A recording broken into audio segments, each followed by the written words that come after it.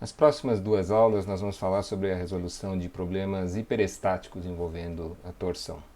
Os métodos de resolução de estruturas hiperestáticas na torção são os mesmos, né? O mesmo método dos esforços que a gente usou na tração e compressão simples e na flexão, em R1. O que muda? O que muda aqui é o seguinte: quando a gente resolvia problemas planos, em cada seção transversal a gente tinha momento fletor, força cortante e força normal, né? Não aparecia o momento torsor, porque o momento torsor é típico de problemas tridimensionais. Eu preciso ter uma força perpendicular ao eixo da barra e que não passe pelo eixo da barra, né? Então, quando a gente começa a falar de problemas tridimensionais, aumenta a dimensão do problema. A princípio, em cada seção transversal, numa estrutura tridimensional para um carregamento qualquer, eu posso ter 6 esforços solicitantes. Claro que a gente vai tratar aqui de problemas mais simples, mas são problemas que têm importância prática também, né? Vamos começar por uma estrutura bem simples, uma barra biengastada com rigidez variável, esse é o carregamento que está aplicado. E eu quero resolver esse problema hiperestático. Bom, como é que eu sei que esse problema é hiperestático? Primeiro, vamos lembrar o seguinte.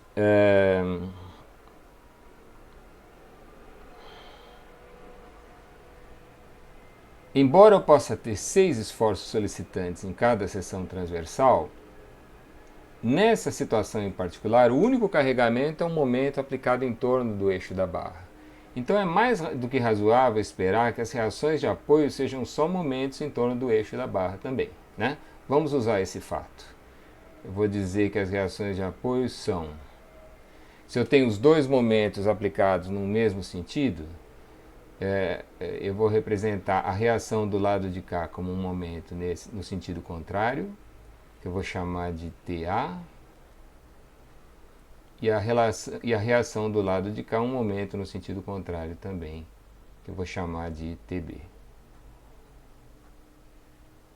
Tá? Eu esqueci de mencionar, mas aqui as barras têm seção circular, aqui o diâmetro é D e aqui o diâmetro é 2D. Tá? Essa representação aqui é meio mequetrefe, né? Porque eu estou misturando uma elevação, que chama essa projeção aqui, com uma coisa, uma flecha aqui que não tem muito sentido, mas acho que dá para entender o espírito da coisa, né? Não é muito fácil desenhar aqui na mesa digitalizadora. Bom, então as reações a gente espera que sejam desse tipo e por equilíbrio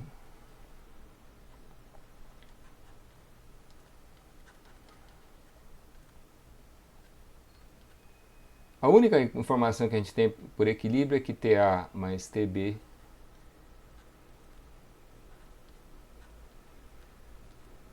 tem que dar a soma dessas duas aqui, 5T0. Só isso, né?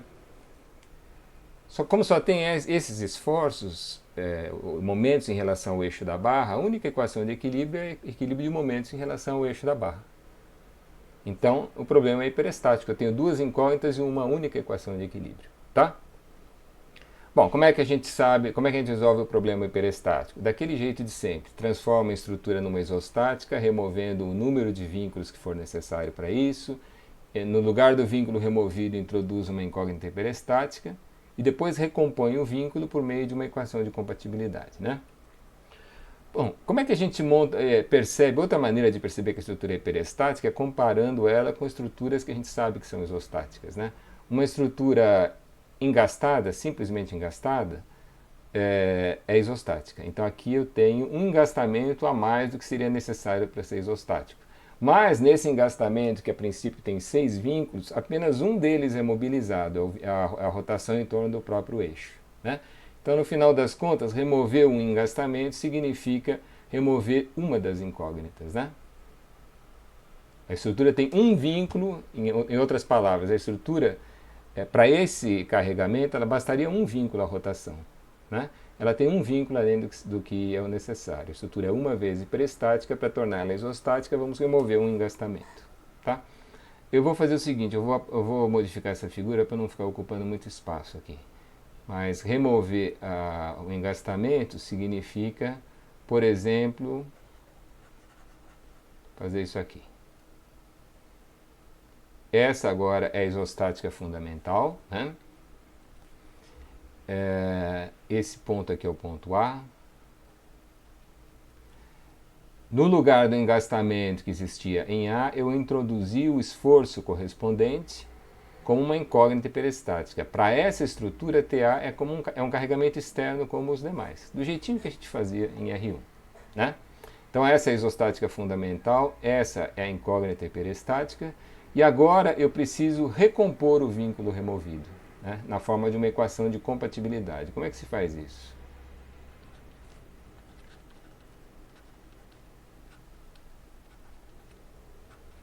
Na estrutura hiperestática original existia um engastamento aqui, que impedia a rotação da seção A. Sem o engastamento, a seção A pode rodar à vontade, depende da relação entre TA e os carregamentos T0 e 4T0. Né? Bom, o TA, que é a solução do problema, é aquele que faz com que a rotação aqui seja compatível com a vinculação original. Essa que é a ideia. Né? Recompor o vínculo removido é dizer o seguinte: TA é tal que a rotação aqui é zero, porque na estrutura original existia um engastamento que impedia essa rotação. Tá? Então, obviamente, o φA vai depender do TA e dos carregamentos que estão aqui. Né? Aqui eu tenho uma relação envolvendo TA e jogando no equilíbrio eu calculo o TB. Tá? Aqui pela compatibilidade só vai entrar o TA e os T0s aqui, né? Daqui eu já tiro o valor de TA. Por equilíbrio eu tiro o valor de TB. Tá? Então essa é a ideia. É o mesmo procedimento de sempre, não tem nenhuma novidade. A novidade a rigor é só na hora de calcular os deslocamentos. A gente tem que calcular deslocamentos por torção, que antes não tinha que calcular. Né? Bom, esse problema aqui nós já resolvemos na aula passada. Uma estrutura isostática submetida a carregamentos que provocam torção, eu preciso calcular a rotação de uma seção transversal. Vamos traçar o diagrama de esforços solicitantes.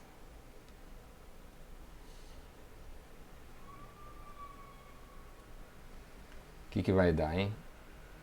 Olha, deixa eu botar uns nomes aqui. Essa seção vai ser B, essa aqui vai ser C, D eu já usei ali, aqui vai ser E e aqui vai ser F. Tá? Então no trecho AB, o momento torsor é TA, constante.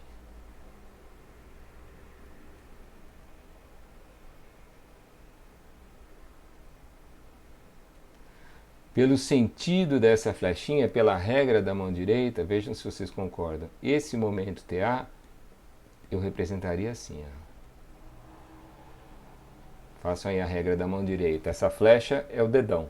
Né? A palma da mão, o resto da mão descreve o sentido do movimento. Então, esse seria um momento torsor negativo. O vetor representativo está entrando na seção transversal se vocês fizerem um corte assim.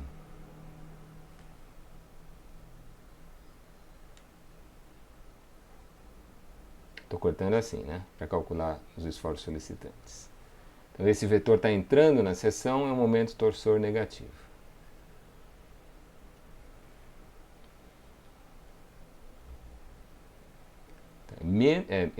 Um momento torsor de módulo TA e sinal negativo.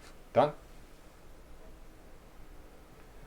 Bom, quando essa seção estiver entre B e E, qualquer posição nesse trecho de B até E, o momento torsor vai ser a combinação do TA com o T0. Não é? E aqui, a gente não sabe a princípio quem que é maior, se é o TA ou se é o T0. Vamos dar um chute. Vamos imaginar que como eu tenho um momento torsor total de 5T0, se fosse metade para cada lado, seria 2,5 e 2,5. Mas como esse lado aqui é mais rígido, nós já vimos esse tipo de coisa acontecer em hiperestáticas, aqui vai ser maior. Faz de conta que aqui dá alguma coisa como 3, aqui como 2. Então vamos chutar que o TA é maior do que o T0. É um chute. Depois eu mostro que não faz diferença isso. Bom, se o momento TA for maior do que o T0, numa seção transversal nesse trecho, em módulo o momento continua sendo, vai ser TA menos T0, esse é o módulo. E ele vai continuar sendo negativo. Tá? Então nós vamos escrever aqui nesse trecho, até essa posição, o momento vai continuar sendo negativo, e TA menos T0 é o módulo dele.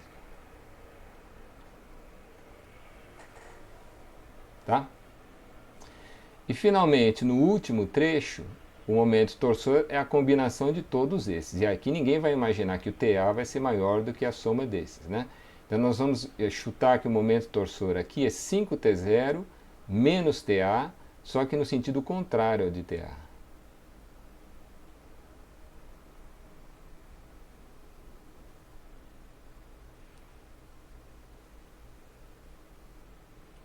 Vai ser agora um momento positivo.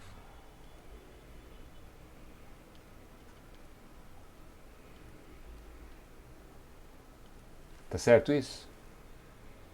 5T0, isso é difícil fazer aqui na câmera, mas é 5T0 para cá, TA para lá, vai dar 5T0 menos TA nesse sentido, e se a seção transversal está orientada desse jeito, isso representa um momento positivo. Tá certo? Bom, o que eu tenho que fazer agora é calcular a rotação em A, sabendo que o momento torsor é esse. Você se lembra que aquela fórmula φ igual a T vezes o L dividido por GIP, aqui a seção é circular, então vai entrar o momento polar de inércia, ela vale quando a barra é prismática, tem seção constante, e está submetida a um momento torsor constante. Não é o caso dessa estrutura, mas a gente pode dividir em trechos que obedecem essas duas condições. Eu vou ter que dividir em 4 trechos, né? AB, BC, CE e EF. Né? Então eu vou ter que dizer o seguinte. Eu vou dizer que o φA vai ser. Pensem bem, vamos aplicar a fórmula nesse primeiro trecho, EF. Momento torsor nesse primeiro trecho é 5T0 menos TA.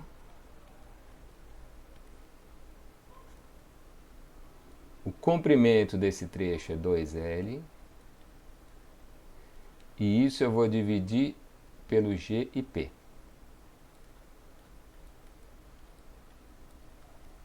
Tá? Vamos fazer o seguinte, eu vou chamar nesse trecho aqui de diâmetro 2D, eu vou chamar esse IP aqui de IP linha. E nesse trecho aqui, o IP vai ser IP duas linhas. Tá? Então, nesse cálculo vai entrar o IP linha. Tá certo? Quando eu faço essa conta, o que eu estou calculando aqui? Hein? É a rotação relativa entre as seções E e F. Não é? Isso aqui eu poderia indicar assim, ó, φ e F. É a rotação relativa entre as seções E e F. Tá? Agora, como a seção F é fixa, a rotação relativa entre E e F é a rotação absoluta de E.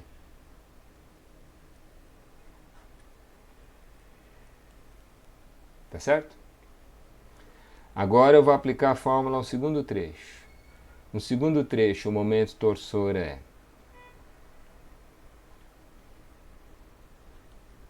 menos TA menos T0. O comprimento é L dividido por G e P linha.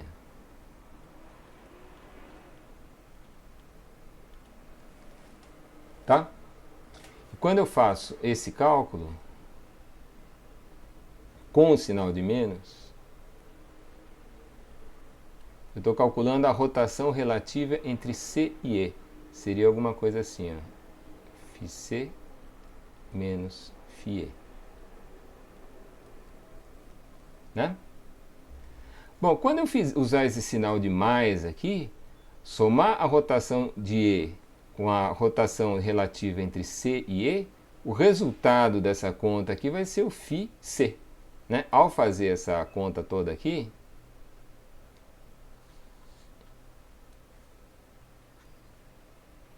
isso aqui vai dar o φC.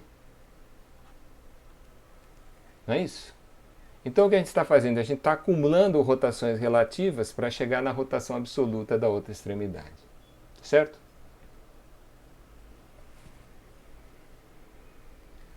Bom, aí no terceiro trecho eu vou acumular essa outra parcela, que é menos TA menos T0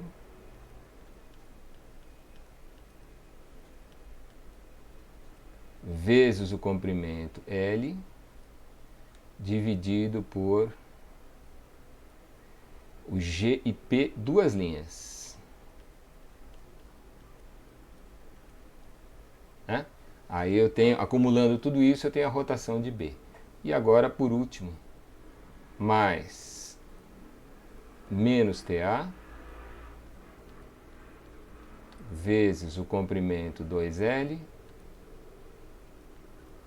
dividido pelo G e P'. E P, duas linhas. Tá? Então vamos organizar a coisa aqui. A equação de equilíbrio é a equação 1. Bom, eu não vou nem usar a equação de equilíbrio, vocês já vão ver por quê. Essa equação aqui é a equação de compatibilidade. Eu posso usar a equação de equilíbrio, mas nessa estrutura eu nem preciso. Essa é a rotação em A em função de TA. Isso aqui dá a rotação em A, qualquer que seja o valor de TA. O TA, que é a solução do problema, é que faz com que essa rotação seja zero. Tá? Então o que eu vou fazer na sequência é substituir essa equação 2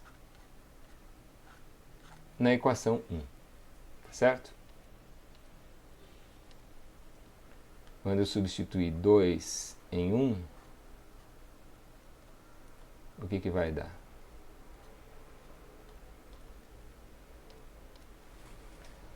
Olha, eu vou a rigor igualar isso aqui a zero, né? Vamos fazer o seguinte. Vamos simplificar essa expressão observando o seguinte, olha. O IP duas linhas é nesse trecho, o IP' é nesse trecho. Então, antes de fazer isso aqui, vocês se lembram que o IP, momento polar de inércia, é π vezes o diâmetro a quarta dividido por 32, né? Não é isso? Então, a relação entre o IP, duas linhas, e o IP', vamos fazer o IP' dividido pelo IP duas linhas. O IP' dividido pelo IP duas linhas, o IP é diretamente proporcional ao diâmetro a quarta. Então o IP' sobre o IP duas linhas, esse por esse, vai ser 2D a quarta dividido por D a quarta.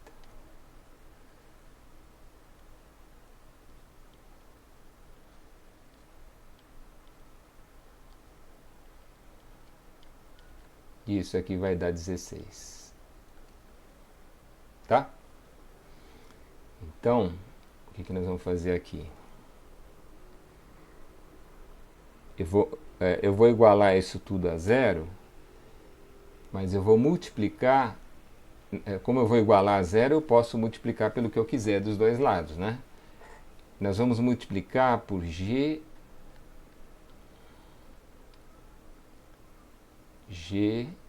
e P' dividido por L. Nós vamos multiplicar por isso aqui. Então veja o que vai acontecer com essa primeira parcela. Quando eu multiplicar por G e P' e dividir por L, vai dar só esse negócio aqui. 10T0 menos 2TA.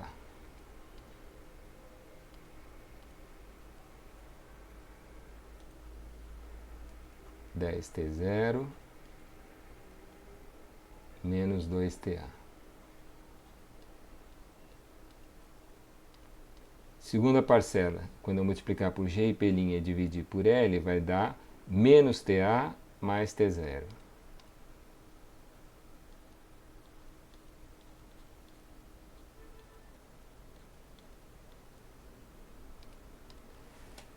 Aqui, quando eu multiplicar por G e P' sobre L, vai aparecer a relação IP' sobre IP duas linhas, que dá 16. Né? Então vai ficar menos 16TA mais 16T0.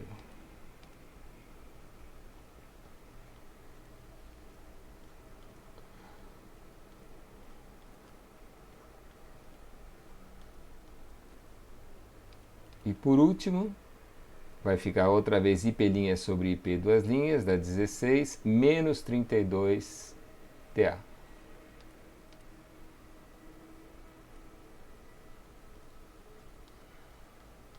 Isso aqui vai dar igual a zero.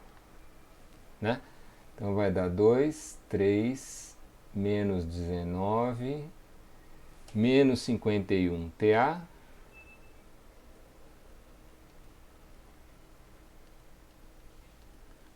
dá 10, 11, 27, né? Mais 27 T0 igual a zero. Tá? Então daqui a gente tira aqui o TA, dá 27 sobre 51, dá 9 sobre 17.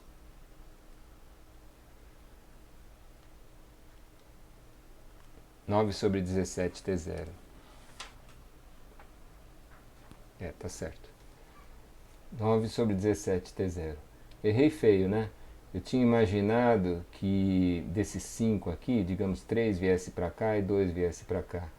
Não veio nem meio para cá, quase tudo veio para cá, né? É porque esse pedaço aqui é muito mais rígido do que o pedaço de lá. A rigidez é o diâmetro a quarta. Tudo bem, não é necessário saber isso para resolver o problema, tá? Bom, então tendo o TA, eu jogo aqui, calculo o TB e aí determino o diagrama de momentos torsores. Eu vou desenhar o diagrama de momentos torsores porque eu quero chamar a atenção para uma coisa importante.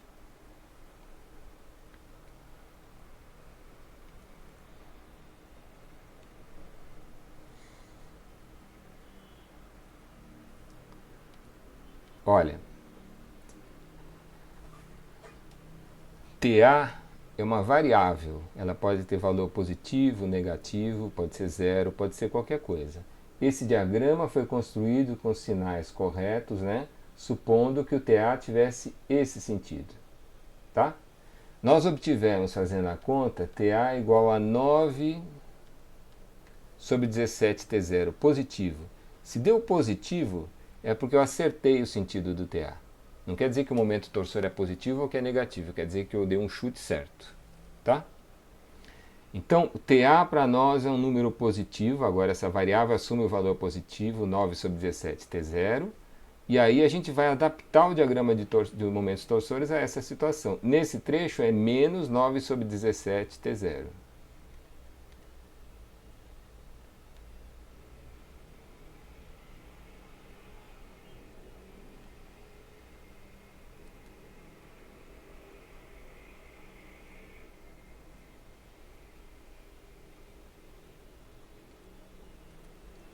Né? Depois é TA menos T0 negativo. TA é 9 sobre 17, com menos 17 sobre 17, dá menos 8 sobre 17. Essa variável aqui é menos 8 sobre 17. Com esse sinal de menos, significa que é um momento torsor positivo, valendo 8 sobre 17. Tá certo isso? TA é 9 sobre 17, T0 é 17 sobre 17, vai dar menos 8 sobre 17. Com esse menos aqui vai dar mais 8 sobre 17 T0.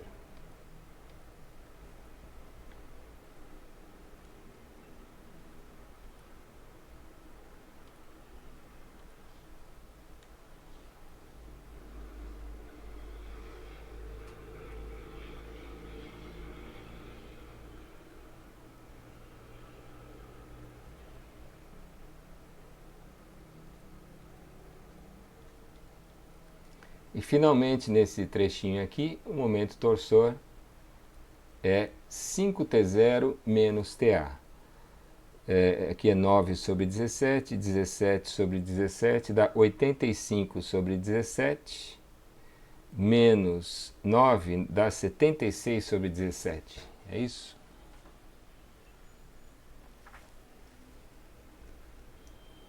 Então vai dar... Esse número aqui é positivo 76 sobre 17. Com esse sinal de mais, dá um momento muito maior do que os outros aqui, né?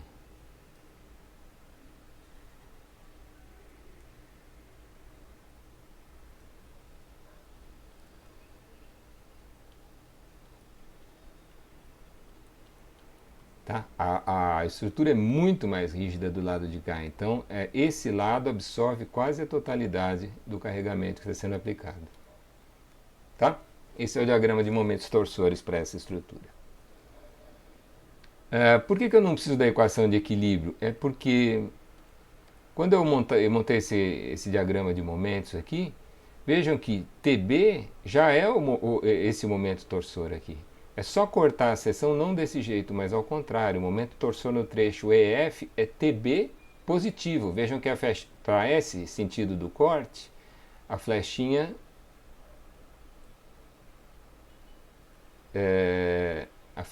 estaria para cá também, né? Então estaria saindo da seção com esse sentido do corte, é um momento positivo. E o módulo dele já é isso aqui, eu já calculei o TB. No fundo, quando a gente calcula os esforços solicitantes e chega até a outra extremidade, a gente está calculando o esforço que está aplicado na outra extremidade. Tá? Outra coisa que eu queria comentar é o seguinte. Na resolução desse problema, num dado momento eu fiz uma hipótese. Para calcular o momento torsor nesse trecho, eu supus que o TA fosse maior do que T0. Então resultava um momento que seria negativo, cujo módulo é TA menos T0, porque na minha hipótese o TA é maior do que T0. E se eu tivesse pensado ao contrário? Se eu tivesse imaginado que o T0 era maior do que o TA? Bom, aí numa seção transversal como essa, imagina que eu estou cortando assim, se o T0 for maior do que o TA, em módulo o momento vai ser T0 menos TA. Não é isso? Só que o sentido dele vai ser o de T0, não o de TA, vai ser no sentido contrário. Então se eu tivesse feito essa hipótese diferente, eu teria desenhado o momento torsor assim, ó. Eu teria dito que ele é positivo, porque o T0 é maior do que o TA, o módulo é T0 menos TA. Não é? Eu teria dito que ele é positivo com o módulo T0 menos TA. Tá? Aqui não teria mudado e aqui também não teria mudado. Bom, e o que aconteceria aqui na hora que eu fosse calcular o deslocamento? Eu teria dito que o momento torsor nesse trecho é mais T0 menos TA. Mais T0 menos TA é exatamente isso aqui, né? É a mesma coisa. Aqui também. Tá? Então vai dar o mesmo resultado. Então eu costumo dizer o seguinte, a gente não precisa saber o sentido da incógnita hiperestática, a gente precisa ser coerente, né? Se eu desenhei o TA desse jeito,